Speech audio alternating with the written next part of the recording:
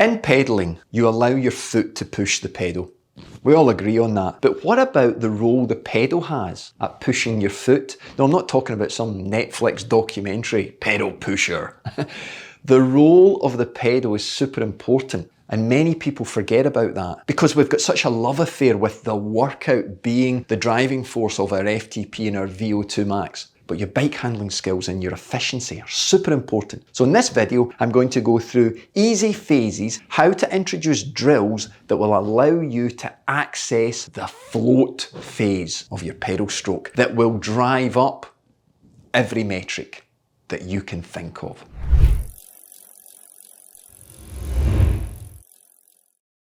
Okay, let's get on with it. Show you what I'm talking about with these drills. These are drills that I use every week in some form or another. And I'm going to keep it super simple for you so that you've got a takeaway, either even just the first drill or all three of them. But so you understand. Sorry about the clicking in there. Now, let's just go through the pedal stroke and understand what I mean by float. Now, people watching this video, you're going to be of different levels. I'm really aiming this at a beginner, somebody who's looking to just take their pedaling to the next level. But it does apply to everybody, I promise you. There is no point switching off to development at any stage in your cycling. So let's take the pedal from the zero, and as we enter the forward phase on the right hand side, so as the quadricep, the glute starts to engage, we will hit what we call peak torque. Now, I measure this through the 3D scanner I've got. We'll share some of that footage in another video. But a road cyclist is going to find this around 100, 105, 15, 120, somewhere in that region. As we go past that, we start the sweep. And this sweep, this rubbing of the foot, this wiping of the shoe on a mat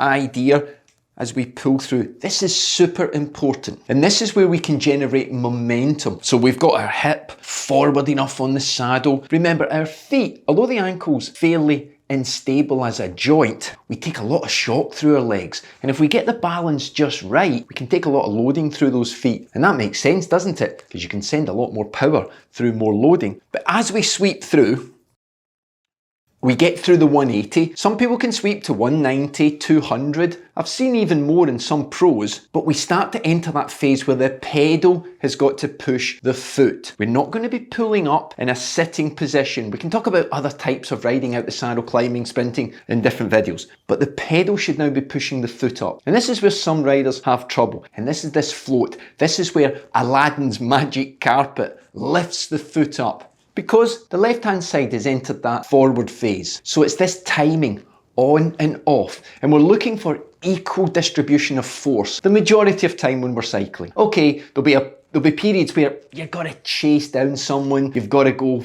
quicker for a short period, but you will generally try and follow this consistent speed over 360. Got it? So the float is here. We float over the top, boom. Okay, let's use some drills to help you on your indoor bike and outdoors. Oh, for the first drill, you're going to need a pair of these training shoes or gym shoes. So go and get them out. I'll get mine on and I'll join you for the first drill. Okay, we should do a video about how to tie a knot. Anybody got teenage kids who just kick their shoes off and then they complain, "I can't get the knot out my shoes, Dad."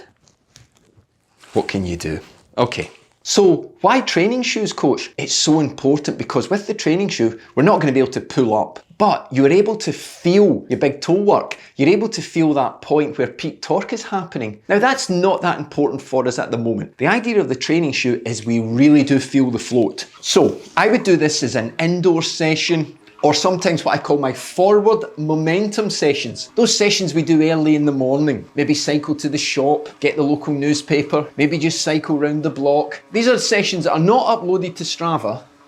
You don't need to put everything out there in the world. They're not linked to fitness. They're linked to health. Hey, want to find out more? I'll put the link to the podcast where I talked about forward momentum. Anyway, more interested in these drills. So, with your training shoe on, you spin up to your normal cadence. For me, that's around about 90 to 95. Slow twitch fibre athlete. And what I'm trying to do now is just feel equal distribution throughout the stroke.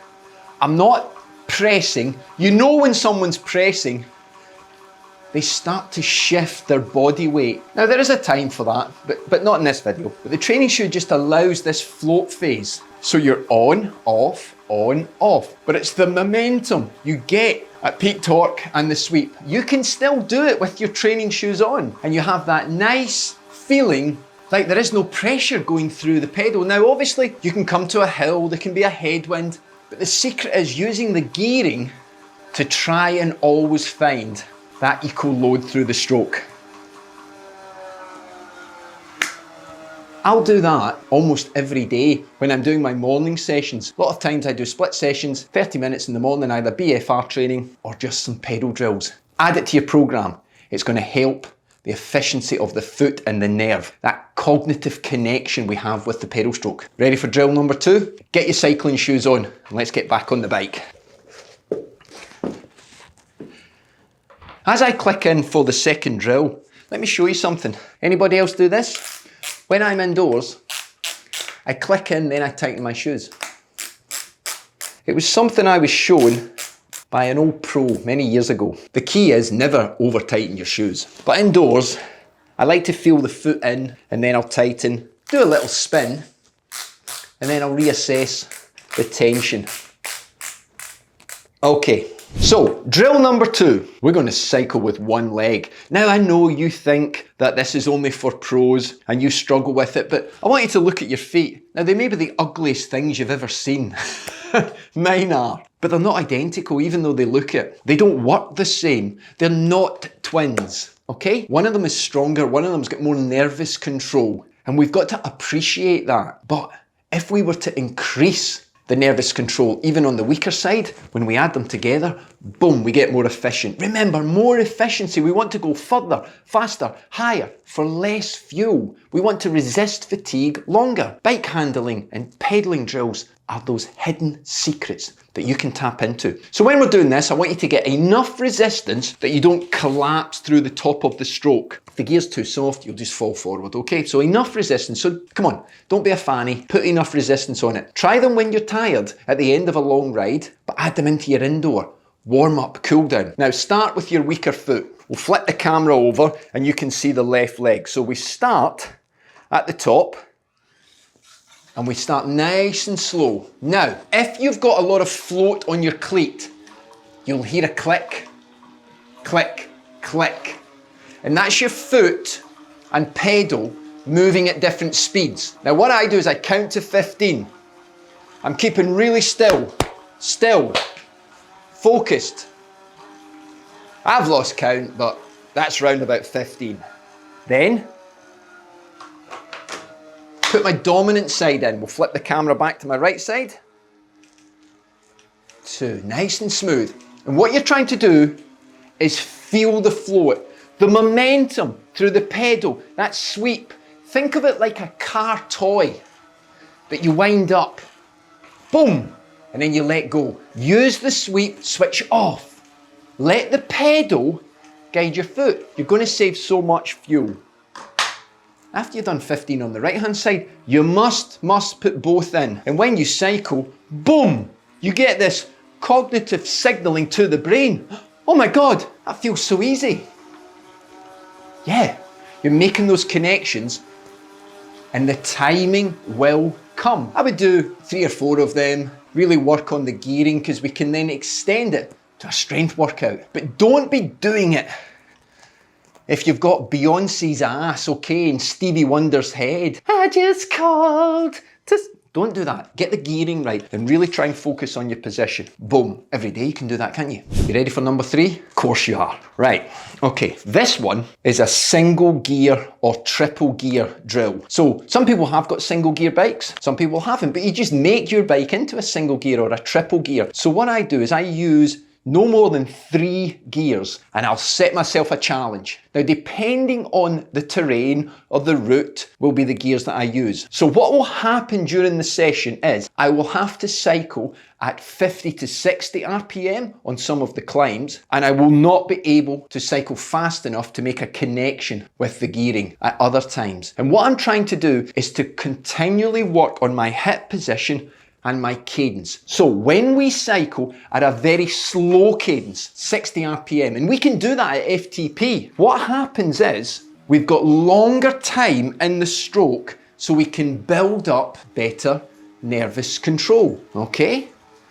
But if we're rocking our hips and we're really pressing through the pedals because the gradient is too much or the gearing we've selected is too much, because you think you're bloody Rambo and you've put it in the big gear, it's not doing us any good. We're going to cause potentially some joint issue problems. So sometimes it can take a few rides for you to work out what gear range you've got. So we have these 50 to 60. I'm going to show you in later videos how we can use this for a really good workout. Then when we come to a downhill, hey coach, what am I going to do if I can't? Do I just freewheel? No, do not freewheel. What I want you to do on those downhill sections when you run out of gears. So what I would always say to a rider is ride your cadence until you feel your hip starting to lose that stability. Then just soft pedal where there's no resistance through, but just keep your legs moving. Because if it was on a single gear bike, you'd have to keep pedaling anyway because the thing wouldn't stop. You've been on a spin bike possibly. Let's not talk about them too much. But you just keep the legs moving and you feel the float. Lift, lift. You got it?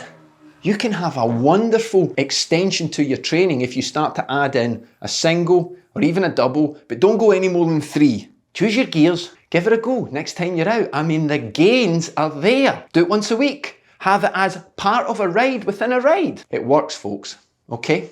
Hope you enjoyed that. That is just a small little glimpse of some of the drills we can continue to do to improve our pedal efficiency. Hey, remember, I'm no expert at presenting or even filming, so sometimes I miss things on the bike. But as long as I can give you some piece of information, that's maybe worth a thumbs up. Or follow me on this journey, because I think it's quite exciting, because I've got so much information and knowledge and, experience to share with you, and my videos will only get better, okay? So, try that out.